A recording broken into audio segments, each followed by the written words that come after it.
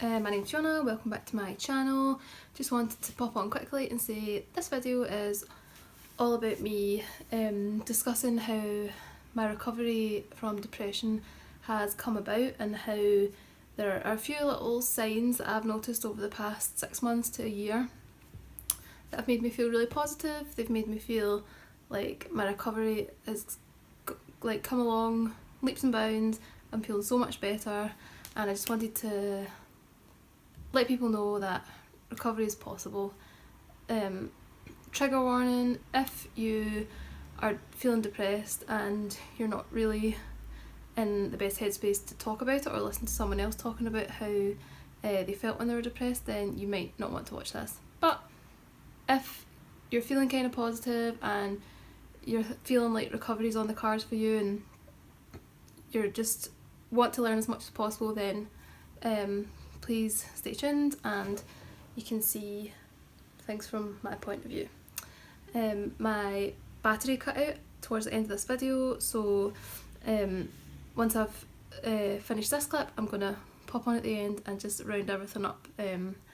Yeah, it's only my second proper video, so I'm still getting used to recording and editing and stuff like that, so don't want to waste the footage. I just thought I'll cobble it together and yeah, make something good out of it. That's my style. We cobble things together at the last minute and we just see what happens. So enjoy the video.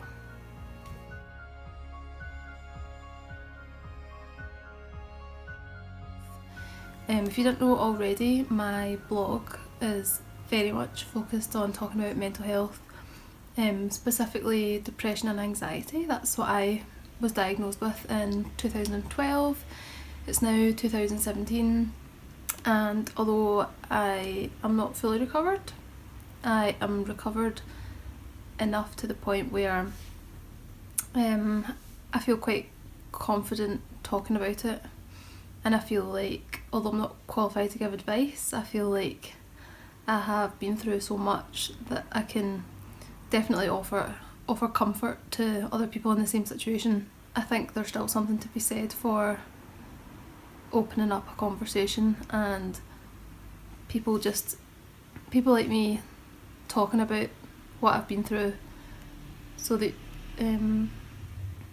other people can compare their own symptoms and feel less weird. I mean, it doesn't necessarily make you feel better to know that other people are going through the same thing as you, but it might make you feel like you're not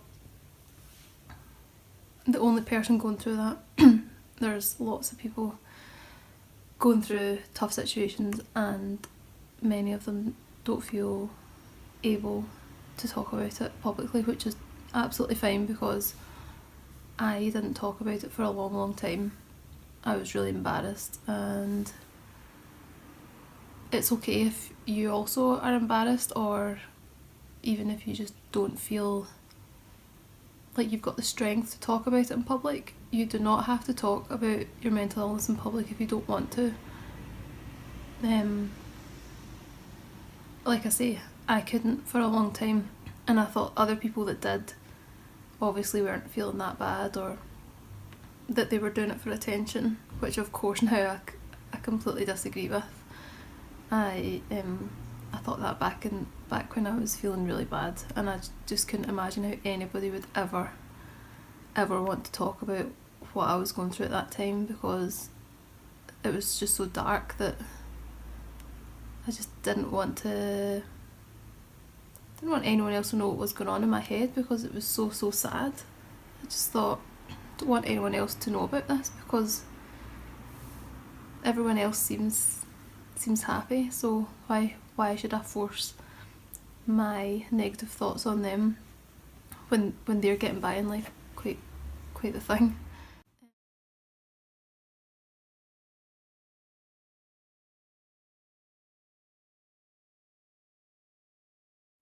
The small things, the small daily tasks that need done every day, that most people do every day without thinking or without much effort, like showering, brushing your teeth, washing your hair, drying your hair, picking an outfit, ironing a shirt. I was unemployed. I was unable to work for about a year. So I just thought, what's the point? What's the point in showering? Because I'm only going to have to shower again tomorrow. What's the point in washing my hair? It's just going to get dirty again and I'll have to wash it another day. What's the point in eating? Because it doesn't taste good. There was no one moment where all of a sudden these things became important again. I just realised that after a certain amount of time I got up and got in the shower without thinking about it. Whereas I used to cry at the thought of having to go in the shower. I used to have to be convinced and dragged in, and after a while I was able to do that without too much thought. So that's a little kind of telltale sign that maybe you're getting better, as if those little small tasks are more manageable and you can find the meaning in them, as in you can find the reason for doing them. Of course I want to have a shower because I want to be clean and I want to go about my day. Another thing was that I got a job, and although it was extremely difficult to go back to work part-time, again, small tasks that I would have hated to take part in, they made sense again. You know, I have to clean the coffee machine today because it has to be ready for use tomorrow. I have to mop the floors every night because of food hygiene reasons. I have to restock all the drinks in the fridge because I've got colleagues and I want them to come in to the cafe and it be fully stocked and ready to go. So those little things definitely would have been difficult before, but they definitely were a sign to me that I was contributing to society again, which is something that I really struggled with when I was unemployed. Pastimes, things that I used to enjoy, they became fun again. So I could see the benefit in being creative. I started blogging and writing almost every day, and I forgot how much I loved writing. I used to write mad little stories when I was at primary school. My mum and dad had a typewriter. That's how old I am. We had a typewriter and I used to type out little stories, and I'll not even go into it, and I would type up little stories on that and print them out, give them out to people. So yeah, I rekindled that love for being creative, and that's how I knew all of a sudden, God, I've written 200 blog posts.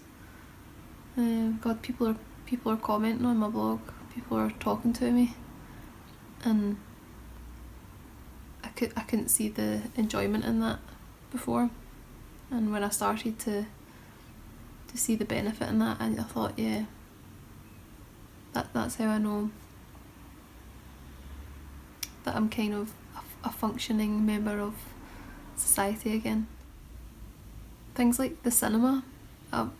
Me and my husband have always loved going to the cinema together. We're big, well, I wouldn't say my film buff, like I like to think I am. I've got an opinion about everything, but it's not always well educated. When I was depressed, I couldn't hold my attention for a full film.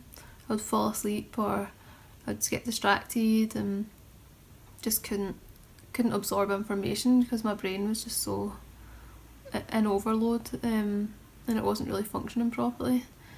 So we used to go to the cinema and I was so exhausted I would eat a packet of Maltesers and then fall asleep. But yeah, that's one of the things that I know, because I'm back enjoying that I've got that hobby back now. I've always been overweight, so being off work gave me all this time to think about it and all this time to work on it as well. So I started going to a lot of Keep Fit classes and counting calories, cooking all my meals from scratch. I ate paleo for a while. And that turned into a bit of a palaver because I used to have to get people, whenever I went to my mum and dad's, like, they'd have to make me special meals.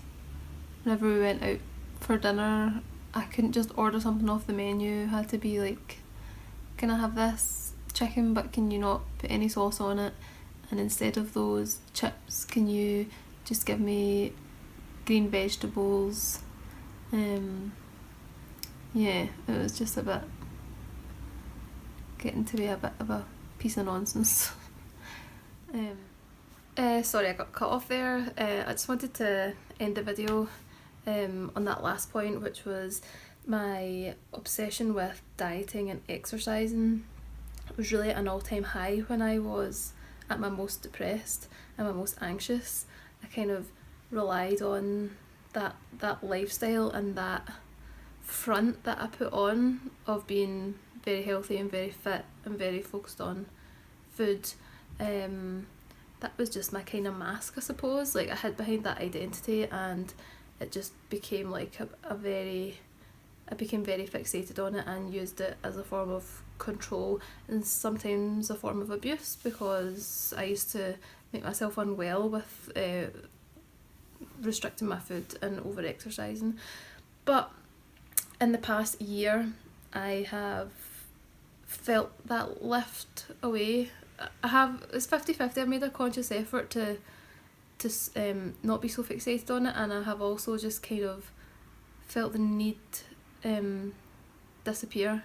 I still exercise between, sometimes not at all, but you know, most weeks I'll be at the gym between 3 and 4 times a week, sometimes 5 times a week if I've got more time.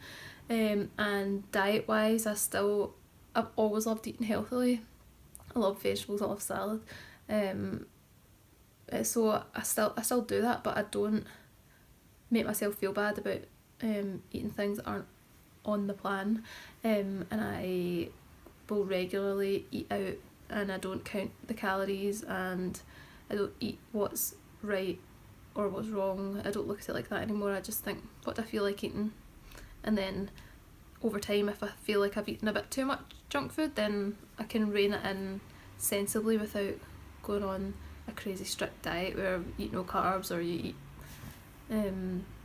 count calories or count macros. Like, I'm not doing it anymore, I'm over it. So that's all I have really to say. Well, not all I have to say on the subject, but that's the kind of concise points I wanted to get across in this video about how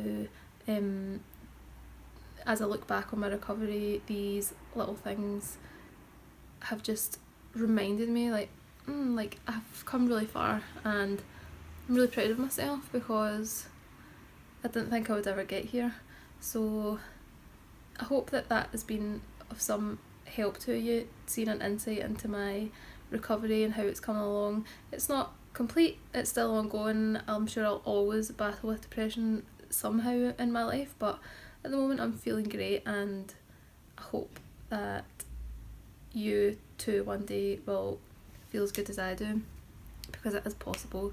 It just takes time and the right medical attention. So yeah, if you've got any tips or anything you want to talk about, please feel free to chat to me in the comments below, and I'll see you in the next video.